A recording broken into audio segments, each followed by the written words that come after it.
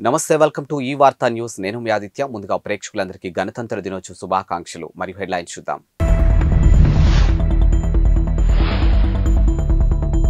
నియంతృత్వ ధోరణి తెలంగాణ సమాజం సహించదు గవర్నర్ తమిళిసై జూబ్లీ హిల్స్ రోడ్డు ప్రమాద ఘటనలో 5 అరెస్ట్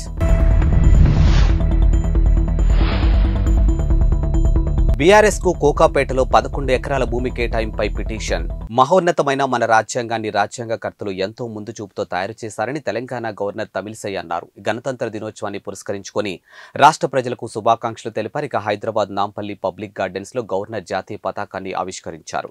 తొలుత గవర్నర్ కు సీఎం రేవంత్ రెడ్డి, సిఎస్ శాంతకుమారి ఇతర అధికారులు స్వాగతం పలికారు. అనంతరం గవర్నర్ సైనిక దళాల గౌరవ వందనం స్వీకరించారు. ఈ సందర్భంగా ప్రజలను ఉద్దేశించి గవర్నర్ ప్రసంగించారు.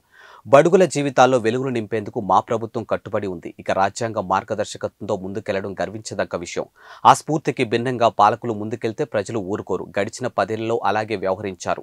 రాజ్యాంగం ఇచ్చినటువంటి హక్కుల ద్వారానే రాష్ట్రం సాధించుకున్నాం. ఇక నియంతృత్వ ధోరణితో వెళ్లడాన్ని తెలంగాణ సమాజం సహించి ఎన్నికల్లో తీర్పు ద్వారా నియంతృత్వ ధోరణికి ప్రజలు చరమగీతం పాడి ప్రజాప్రభుత్వాన్ని ఏర్పాటు చేసుకున్నారు. ఇక అహంకార నియంతృత్వం చెల్లదని స్పష్టమైన తీర్పును ఇచ్చారు. మద్యం మత్తులో అతివేగంగా కారు నడిపి ఓ వ్యక్తి మరణానికి కారణమైన నిందితులను జూబ్లీ హిల్స్ పోలీసులు అరెస్ట్ చేశారు.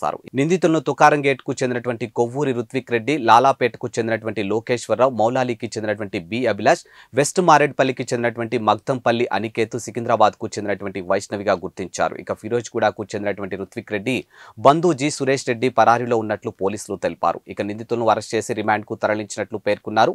ఇక రుత్విక్ రెడ్డికి ఇటీవలే అమెజాన్ లో ఉద్యోగం వచ్చింది. ఆ ఆనందంలో పార్టీ ఇస్తానని స్నేహితులను పిలిచి తన సోదరి కారులో బయలుదేరారు.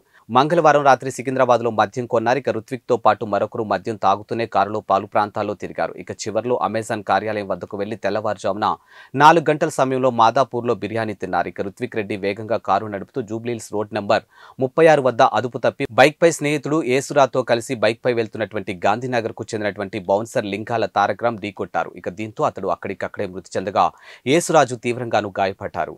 గత బీఆర్ఎస్ ప్రభుత్వం కోకాపేటలో 11 ఎకరాల భూమిని institute of excellence and human resource development కోసం బీఆర్ఎస్ కు కేటాయించడంపై హైకోర్టులో గతంలో పిటిషన్ దాఖలైంది. ఈ పిటిషన్ను హైకోర్టు విచారణకు స్వీకరించింది.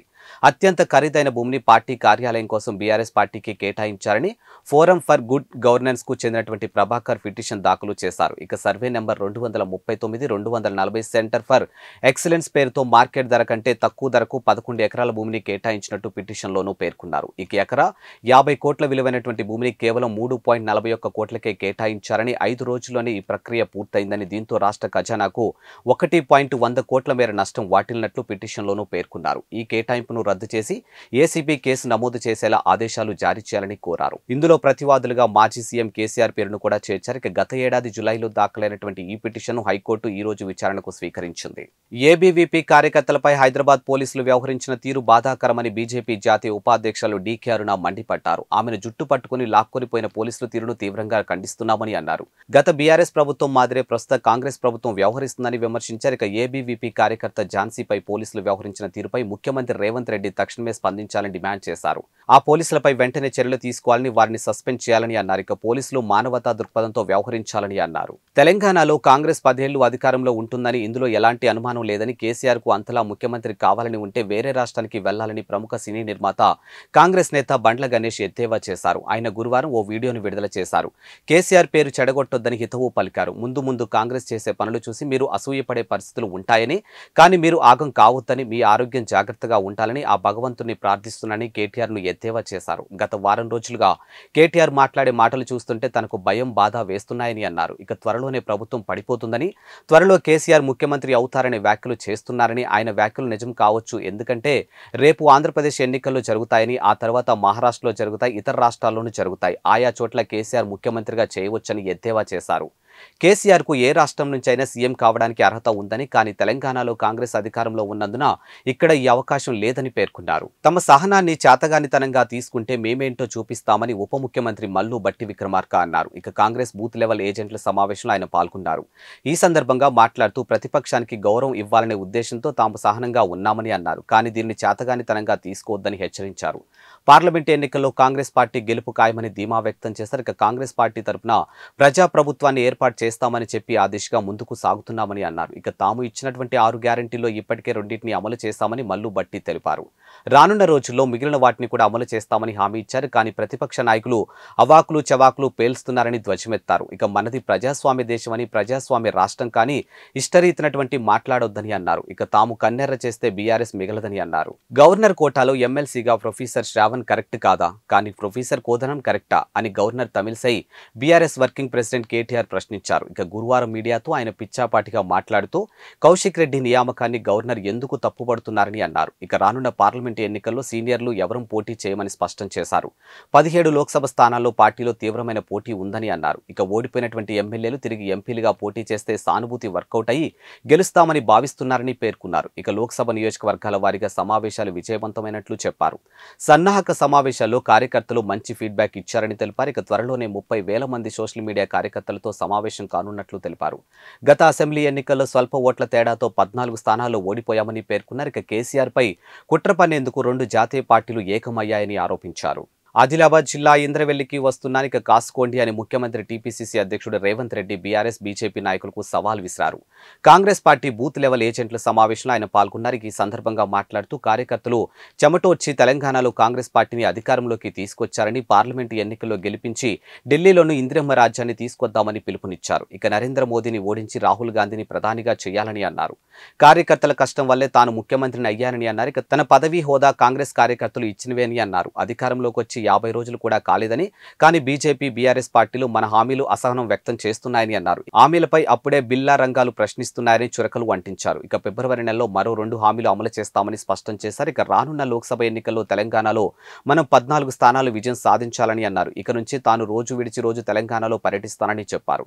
మన పోరాటంలో ఇది ఇంటర్వెల్ మాత్రమేనని, ఇంటర్వెల్ తర్వాత నుంచి అసలు సినిమా ఉంటుందని అన్నారు.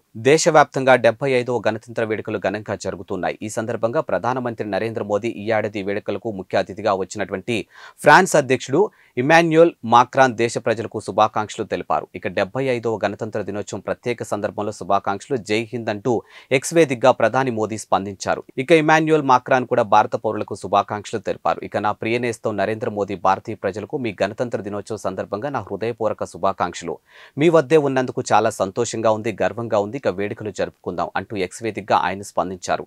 కాగా దేశవ్యాప్తంగా 75వ గణతంత్ర దినోత్సవాలు ఘనంగా జరుగుతున్నాయి. ఇక డాక్టర్ అంబేద్కర్ రాజ్యాంగం పితామహుడు అని పిలుస్తారు. ఈ సంవత్సరం గణతంత్ర దినోత్సవం యొక్క వీక్షిత్ భారత్, భారత్ ప్రజాస్వామ్యానికి మాతృక అనే థీమ్తో ఈ ఏడాది వేడుకలు జరుగుతూ ఉన్నాయి. దేశ ప్రజల ఆకాంక్షలు ప్రజాస్వామ్య సంరక్షణను ఇతివృత్తం తెలియజేస్తుంది. కాగా ఉదయం 10:30 దేశ రాజధాని ఢిల్లీలో గణతంత్ర దినోత్సవ కవాతు జరుగుతుంది. ఇక దాదాపు 90 నిమిషాల పాటు కొనసాగుతుంది. స్వయం కృషితో జీవితంలో అత్యున్నత శిఖరాలకు చేరుకున్నటువంటి మెగాస్టార్ చిరంజీవిని పద్మ విభూషణ్ పురస్కారం వరించడంపై అభినందనలు వెల్లువెత్తుతూ ఉన్నాయి. పలువురు ప్రముఖులు దిగ్గజ నటుడికి అభినందనలు తెలియజేస్తూ ఉన్నారు. ఈ జాబితాలో మెగాస్టార్ తమ్ముడు జనసేన అధినేత పవన్ కళ్యాణ్ కూడా చేరిపోయారు. స్వయం కృషితో జీవితంలో అత్యున్నత శిఖరాలకు చేరుకున్న మెగాస్టార్ చిరంజీవిని పద్మ విభూషణ్ పురస్కారం వరించడంపై అభినందనలు వెల్లువెత్తుతూ ఉన్నాయి. పలువురు ప్రముఖులు దిగ్గజ నటుడికి అభినందనలు తెలియజేస్తూ ఉన్నారు. ఈ జాబితాలో మెగాస్టార్ తమ్ముడు జనసేన అధినేత పవన్ కళ్యాణ్ కూడా చేరిపోయారు. స్వయం కృషితో భారత చలనచిత్ర చరిత్రలో తనకంటూ ప్రత్యేక స్థానాన్ని సాధించుకున్న చిరంజీవిని పద్మ విభూషణ్ వరించడం ఎనలేని సంతోషాన్ని కలిగించిందని జనసేనాని పవన్ కళ్యాణ్ వ్యాఖ్యానించారు. ఇక నటన రంగంలో ఎంతో తపనతో అడుగుపెట్టిన అన్నయ్య తనకు వచ్చినటువంటి ప్రతి పాత్రను సినిమాను మనసు పెట్టి చేశారని గుర్తు చేశారు. ఎంతో తపనతో మనసు పెట్టి నటించారు కాబట్టే ప్రేక్షక హృదయాలు గెలుచుకున్నారని ప్రశంసించారు. ఇక అగ్రశ్రేణి కథానాయకుడిగా చిరంజీవి సుస్థిర స్థానాన్ని సంపాదించుకున్నారని, సామాజిక సేవా రంగంలో అన్నయ్య చిరంజీవి చేస్తున్నటువంటి సేవలు ఎందరికో ఆదర్శంగా నిలిచాయని పవన్ అన్నారు. ఈ మేరకు ఎక్స్ వేదికగా ఆయన ప్రకటన విడుదల చేశారు. ఇక పద్మ విభూషణ్ పురస్కారానికి ఎంపికైనటువంటి మాజీ ఉపరాష్ట్రపతి వెంకయ్య నాయుడిని కూడా పవన్ అభినందించారు. ఇవి వాల్టి బులెటిన్ అప్డేట్స్. మరో బులెటిన్తో మళ్ళీ కలుద్దాం. అంతవరకు సెలవు, నమస్కారం.